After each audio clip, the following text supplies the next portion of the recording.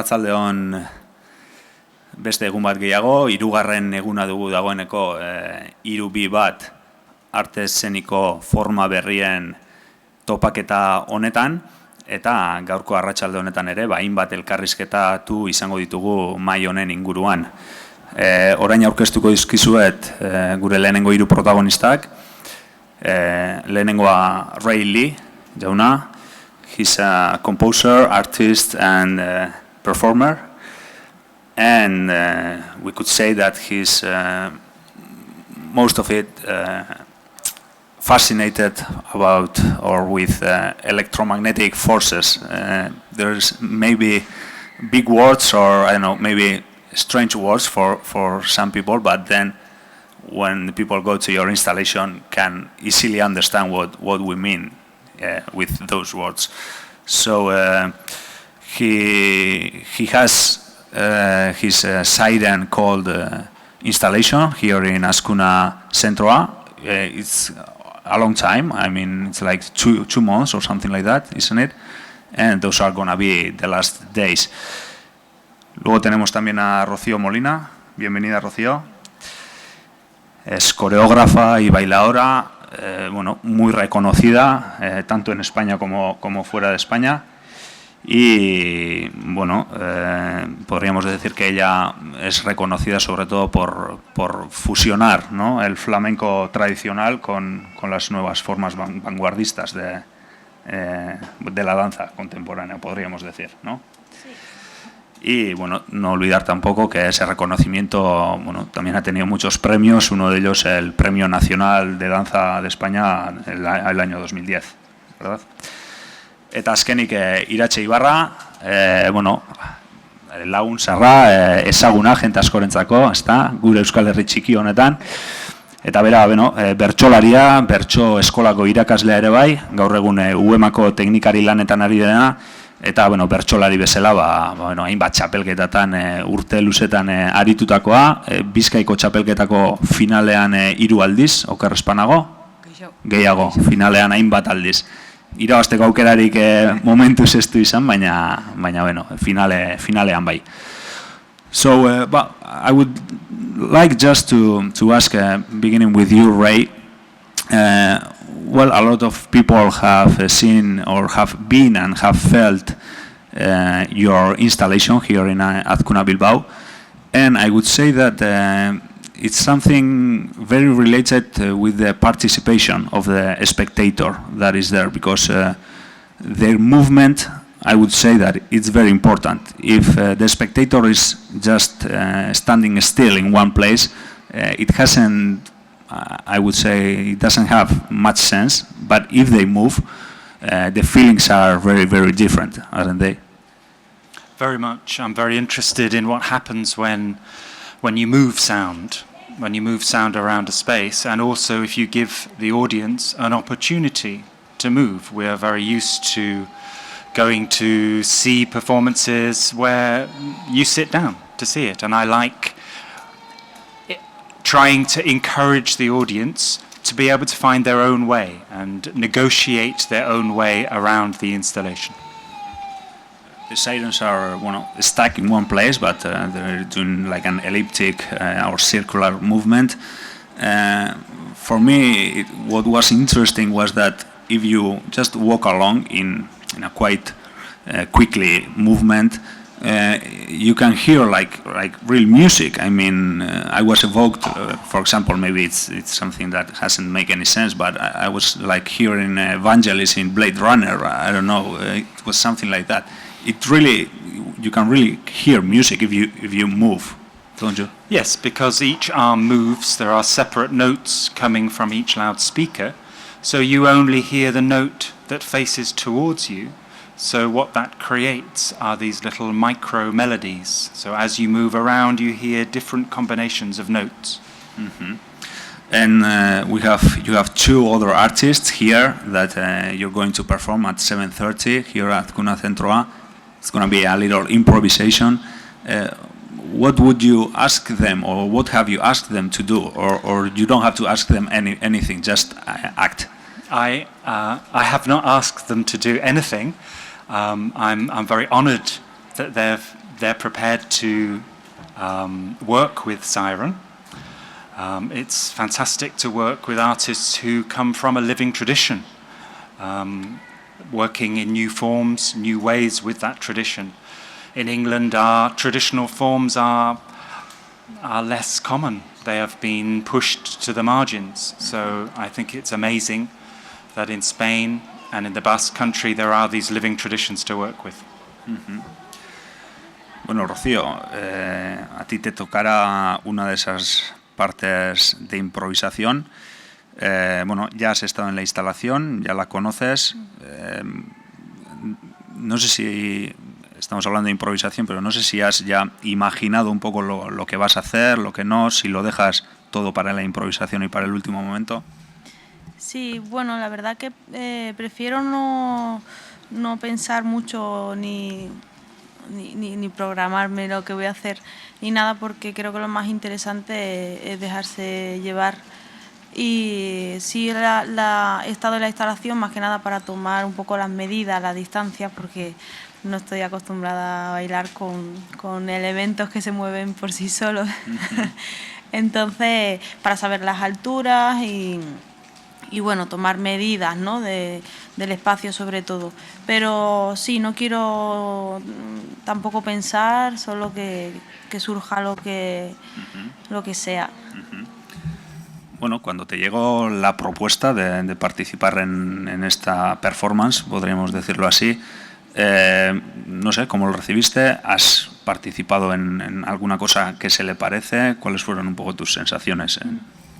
Bueno, la verdad que yo todo lo que sea una improvisación, una propuesta diferente, así que se salga un poco de los moldes del flamenco, siempre me interesa, porque bueno, soy un poco curiosa y también me ayuda mucho a la estimulación a hacer cosas que por regla general yo nunca hago, y sí me interesa, y todo lo relacionado con el sonido especialmente, porque bueno, como bailadora y como casi los bailadores somos músicos también, ¿no? Y la parte también de Versolaris me resulta súper atractivo, como algo tan tradicional, tiene su código, ¿no? Supongo como un poco como el flamenco, su rítmica. Para mí es muy interesante, siempre me enriquece, así que yo encantada. Bueno, Iratxe, zuri dagokizunez bebai, egiza gainera zuk ez duzu izan aukera gaur iritsi berri zara, ez duzu oraindik instalazioa ikusteko aukerarik izan, baina bueno, proposamena iritsi zitzaizunean pixka bat nola hartu zenuen? Egiz esan hasieran harritxu egin nintzen, ze gu bertzotan oitxute gauz, igual musikarisekin eta bai, eitzen bertzo musikatuek eta, baina kasu honetan dantzari bat tartien eta jakinde gero raibe ez dela musikari tipiko bat, soinu sortzaile dela geixa, apur bat harritxu egin ninun, eta gero beste gauza bazan harritxu ninune bakarrik inbiko nebala bertzotan. Gu normalien eitxogu binaka edo taldien, ez da, baina beti egoten da alkarrizketa bat. Eta kasu honetan bakarrik eitxie, banitzako hori da erronkie, gatxaue da bakarrik eitxie, gairik eta ez da deukiko eurek izango dien ire gaixe, eurei bisei begire eurek zerraitzen da den hori kantauiko eta apur bat, orduen improvisazioa izango da, baina apur bat bakarkako ariketie. Bueno, bertsolaritzak berak ere izan ditu, ez? Azken urteetan nabarmena izan duen garapena, aurrerapena, evoluzioa. Aipatu duzu musikariekin egin izan dira saioak, musika bandekin ere bai, rapeatzaileekin ere bai. Baina bueno, beti bestelako, ez, arte disiplinetako jentearekin nahasketak egitea eta horrelako ekintza uztarketak egitea, suposatzen dut bertsolaritzarentzako berentzako ere oso interesgarri izango dela, ezta? Bai, azken baten apur bat zabaltzie da, ez da bertzu ez dela bakarrik tabernan bertsolari bik eitzen da bena. Azken baten bertsolarisek gai da, egun baten igual marrazkigile bategaz, bestien musikari bategaz, urrengo pelota partidu baten retransmisio hori eitzeko bebai, edo bertzu abaniko zabal batera helduleik, gero ikusin behar batzelan urteten da ben, ez da? Baina nik uste dut aberazgarri dela holan ustartzi beste disiplina batzuekin. Ray, I would like to ask you too if you have had this installation placed in other places, but I don't know if you have made something like that. If other artists from other disciplines have gone through that installation in other places, and if not, what do you expect it's going to happen this afternoon? Well, Siren is normally a performance, not an installation. It is a performance that I activate. I activate the sirens. And it's been performed many, many times, hundreds of times in countries all over the world. And this is the first time that I have collaborated with other artists. But at the same time, it is something that I've always wanted to do. The rotation of the arms suggests a choreography.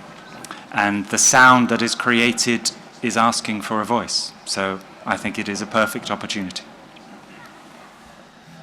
Bueno, Rocío, también me gustaría preguntarte, bueno, ya nos has comentado, ¿no?, que todo lo que sea fusionar o probar, ¿no?, propuestas nuevas te es interesante.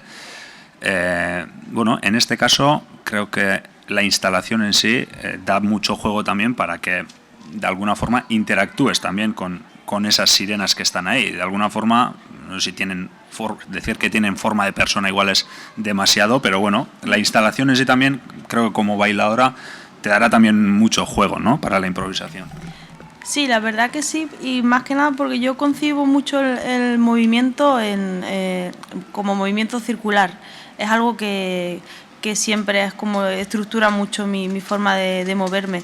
Entonces, lo que dicen, la forma que tienen, incluso quiero dejarme llevar de cómo me llega el sonido según donde me coloque o según a la distancia a la que esté o la velocidad a la que vaya todo girando. Pero pienso que se puede interactuar muy bien porque hay una relación muy fuerte con el movimiento. Eta Iratxe, bueno, aipatzen ari gara, ezta? Instalakuntza honetan soinua oso garrantzitsua da. Sirena guztiak martxan daudenean gaina soinua nahiko indartsua ere bada.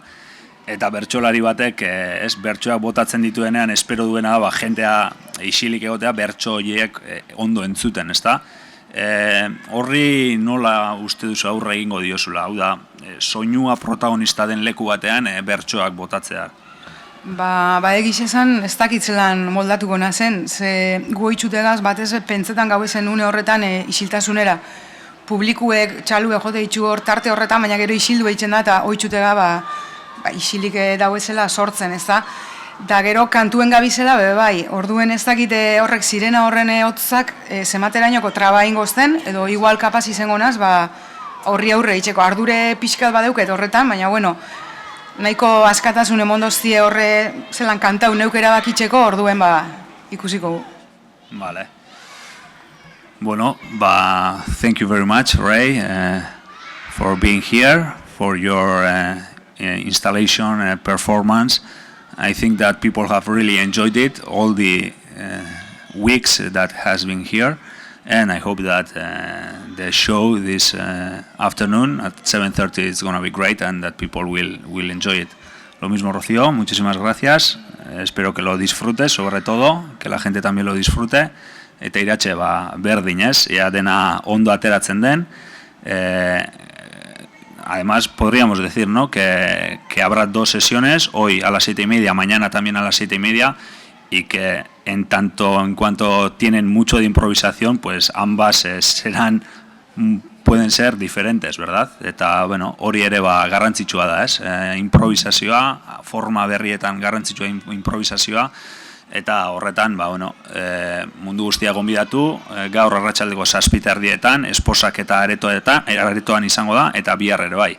A toda la gente, pues que se anime hoy a las 7:30 de la tarde en la sala de exposiciones y mañana también a la misma hora, pues que acudan a ver esta performance especial entre estos 3 artistas que tenemos aquí.